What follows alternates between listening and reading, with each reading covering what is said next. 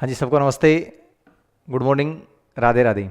जैसा कि आज आपके राज्य स्तरीय जो एग्ज़ाम संपन्न हुआ है उसकी समसामयिकी विषय की हम आंसर की पर चर्चा करने वाले हैं। आज जो L1 की जो आंसर की है समसामयिकी विषय की, उस पर हम डिस्कस करेंगे। तो चलिएगा समसामयिकी विषय के प्रश्नों पर डिस्कस करते हैं। सबसे पहले जो प्रश्न मैंने आपके लिया है 23 नंबर प्रश्न है L1 में। प्रश्न ये है कि केंद्र सरकार द्वारा चलाए गए सुशासन सप्ताह प्रशासन गाँव की ओर, ये नाम जरूर पढ़िएगा, क्या लिखा हुआ है, प्रशासन गाँव की ओर 2020 अभियान में सेवा प्रदायगी में राजस्थान कौन से जिला है वो पहले स्थान पर रहा है, ये आपको बताना है। तो जयपुर, सीकर, अलवर, जोधपुर, इसका सही आंसर क्या दिया गया, अलवर। ठीक है, तो एक इसका सी नंबर आंसर इसका सही हो जाएगा। आगे बात करें, अगला प्रश्न है कि राजस्थान की किस जीआई टैग प्राप्त वस्तु का आईपीओ लॉन्च किया। देखो भौगोलिक संकेतक राजस्थान के लगभग आपके लास्ट में सोजत की मेहंदी को मिला है। सोजत की मेहंदी आपके पाली की है। ब्लू पोट्री आपके जयपुर और ऐसे कैसे शेखावाटी क्षेत्र की प्रसिद्ध है। पोकरण पोट्री पोकरण और बीकानेरी भुजिया को जीआई टैग प्राप्त है। अभी इनका आईपीओ लॉन्च किया है, यानी शेयर मार्केट में इनको जारी किया है इनका आईपीओ, तो इसका बीकानेरी भुजिया का जारी किया है। फिर हम आगे चर्चा करें अगले प्रश्न के बारे में। तो अगला जो आपके प्रश्न आएगा प्रश्न नंबर 25 और 26 की बात करें तो प्रश्न है mister India open body building championship में मोहसिन खान ने 3 स्वर्ण पदक जीते। प्रश्न सुनिएगा, प्रश्न यह है कि मिस्टर इंडिया बॉडी बिल्डिंग प्रतियोगिता में मोहसिन खान ने 3 पदक जीते। अब ये 3 कौन से पदक जीते, तो 3 स्वर्ण पदक जीते हैं। आपको ये बताना है कि मोहसिन खान राजस्थान के किस जिले के हैं, तो ये जयपुर जिले के हैं। किस जिले से हैं, जयपुर से हैं। फिर अगले आपके प्रश्न की बात करें तो प्रश्न है कि राजस्थान रत्न पुरस्कार 2022 से सम्मानित कौन नहीं है। देखो राजस्थान रत्न पुरस्कार दिया गया था 7 अक्टूबर को, 7 अक्टूबर 2022 को, जो आपके IRS यानी इन्वेस्ट राजस्थान समिट जो हुआ था उसमें ये राजस्थान रत्न पुरस्कार दिए थे। आपको ये बताना है कि कौन सा एक व्यक्ति ऐसा है जिनको राजस्थान रत्न पुरस्कार नहीं मिला। तो 6 व्यक्तियों को राजस्थान रत्न पुरस्कार दिए थे। अब 6 में से ये कौन कौन से नाम आपके सामने प्रदर्शित हैं, तो आप देखिएगा। एक नाम तो आपको ध्यान में रखना है, दलवीर भंडारी, तो दलवीर भंडारी को मिला था। दूसरा नाम देखें तो आपके एक नाम आ जाएगा सीन काफ निजाम, सीन काफ निजाम। एक आ जाएंगे आपके राजेंद्र मल लोढ़ा, तो मैं शॉर्ट में लिख देता हूं RM लोढ़ा, राजेंद्र मल लोढ़ा को मिला था। इसके बाद में देखें तो नंबर 4 पे आपके आ जाएंगे लक्ष्मी निवास मित्तल, लक्ष्मी निवास मित्तल ये राजगढ़ के हैं, लक्ष्मी निवास, इनको भी मिला था। और एक आपके ऐसे कहें अनिल अग्रवाल, तो ये आपके वैसे रिंगस शिखर से है ये अनिल अग्रवाल, और वेदांता ग्रुप के मालिक हैं अनिल अग्रवाल, तो इनको भी मिला है। और एक नाम आपके KC मालू, ये 6 वो व्यक्ति हैं जिनको अब राजस्थान रत्न पुरस्कार 2022 से सम्मानित किया गया है। तो आप देखिएगा इनमें से कौन सा एक ऑप्शन नहीं सही होगा। तो इसमें 3 ऑप्शन इसमें सही हैं। आपके जो गलत आंसर है वो D है, यानी KC करियप्पा को आपके 2022 में राजस्थान रत्न पुरस्कार से नहीं सम्मानित किया है। तो ये ध्यान में रखिएगा, 26 का सही आंसर D हो जाएगा। फिर हम आगे चले, तो अगला जो प्रश्न है वो प्रश्न नंबर 27। प्रश्न नंबर 27 है कि गांधी सद्भावना सम्मान 2022 से निम्नलिखित में से कौन राजस्थानी सम्मानित हुआ, ये आपको बताना है। देखो ये जो आपके राजस्थान गांधी सद्भावना पुरस्कार है ये 2 अक्टूबर 2022 को दिए गए। कब दिए गए, 2 अक्टूबर 2022 को। 2 अक्टूबर 2022 को जब ये पुरस्कार दिए गए तो 5 व्यक्तियों को ये पुरस्कार दिए गए। कितने व्यक्तियों को दिए गए, 5 व्यक्तियों को। उनमें डॉक्टर SN सुब्बाराव को भी दिया गया, अमरनाथ भाई को दिया गया, नेमीचंद जैन को भी दिया गया और कुमार प्रशांत को भी दिया गया। नेमीचंद जैन है वो राजस्थान से हैं और राजस्थान में ये जोधपुर से है, ये ध्यान में रखिएगा। तो ये आपके राजस्थान से हो जाएंगे, इसको ध्यान में रखिएगा। सी आंसर इसका सही हो जाएगा। अगले प्रश्न की बात करें तो अगला प्रश्न आपके आवासीय पैरा खेल अकादमी के बारे में है। आवासीय पैरा खेल अकादमी निम्नलिखित में से कहां स्थापित की जाएगी। तो देखो राजस्थान सरकार ने अपने बजट 2022-23 में राजस्थान में 2 पैरा खेल अकादमी स्थापित करने की घोषणा की थी 2022-23 के बजट में। तो 2022-23 के बजट में जो 2 पैरा खेल अकादमी स्थापित करने की घोषणा की थी उनमें एक स्थान तो था जोधपुर और एक स्थान था जयपुर। तो देखिएगा इसमें जयपुर और जोधपुर के बाद में बात करें तो देखिएगा आपको ये देखना है कि दोनों में से ऑप्शन कौन सा आ रखा है। तो दोनों में केवल जयपुर ऑप्शन यहाँ रखा है, तो आप ध्यान में रखिएगा कि 2022-23 में जो आपके राजस्थान में पेरा खेल अकादमी स्थापित करने की जो घोषणा की गई है वो कहाँ पर की गई है? जोधपुर और जयपुर में। ऑप्शन के हिसाब से देखें तो केवल जयपुर इसका सही आंसर हो जाएगा।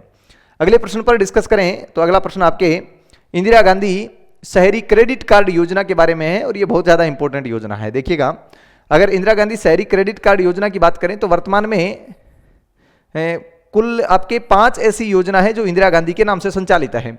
एक तो इंदिरा गांधी शहरी क्रेडिट कार्ड योजना है, एक तो आपके सामने लिखी हुई है इंदिरा गांधी शहरी क्रेडिट कार्ड योजना, इंदिरा गांधी शहरी क्रेडिट कार्ड योजना, एक इंदिरा गांधी रसोई योजना, एक आईएम शक्ति उड़ान योजना। ये इंदिरा गांधी के नाम से संचालित योजनाएं हैं। तो ये जो योजना आपने लिखी है ये बहुत इंपॉर्टेंट योजना है। मैंने कहा इंदिरा और राजीव का कहीं भी नाम है तो राजस्थान की बहुत इंपॉर्टेंट योजनाओं में शामिल हो जाएगी, इनको आप ध्यान में रखिएगा। तो इंदिरा गांधी शहरी क्रेडिट कार्ड योजना के बारे में आपको सत्य बताना है कि कौन सा कथन सत्य है, यानी 4 ऑप्शन दे रखे हैं उनमें सत्य कथन आपको बताना है। पहला है शुरुआत 6 अगस्त 2020 को हुई, तो देखिएगा इसकी शुरुआत 6 अगस्त 2020 को नहीं, 6 अगस्त 2021 को हुई।